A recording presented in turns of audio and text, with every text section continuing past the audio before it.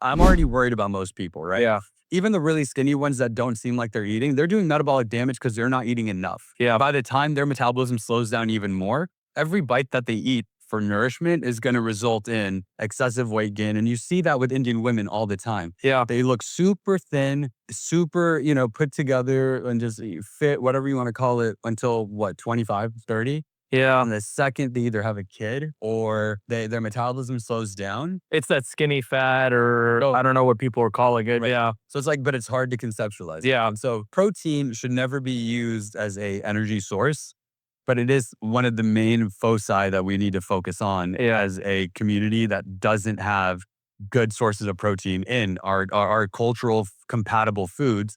But eating things that aren't culturally compatible is okay as well. Like putting a scoop of whey protein is great if you can handle lactose. Yeah. And if you can, we'll keep figuring it out. But nobody's telling you to eat meat if you don't want to eat meat for religious reasons or cultural reasons.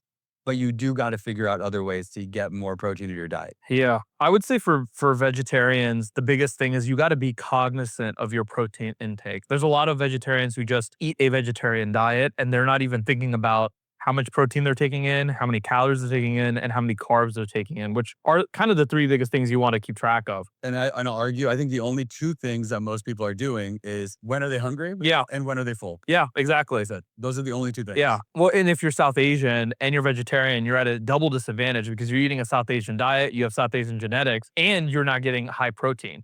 So the first step, you got to be cognizant, proactive about getting proper protein. The other thing too, like Kunal said, there are other ways of getting protein besides our traditional South Asian, methods. My brother loves tofu. He eats tofu and paneer as large parts of his protein intake. And we even have protein shakes at home, the whey protein.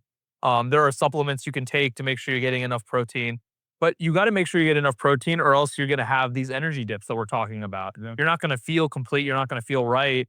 And if you're limiting the amount of carbs you're eating, like you should be doing, because you're South Asian, then your protein intake is just going to be used for energy. Your body is just going to be converting it for energy. So you need to eat enough protein so that your body can handle it. Eat more protein, follow my LPS Health for more information. Check out our website, take our risk assessment.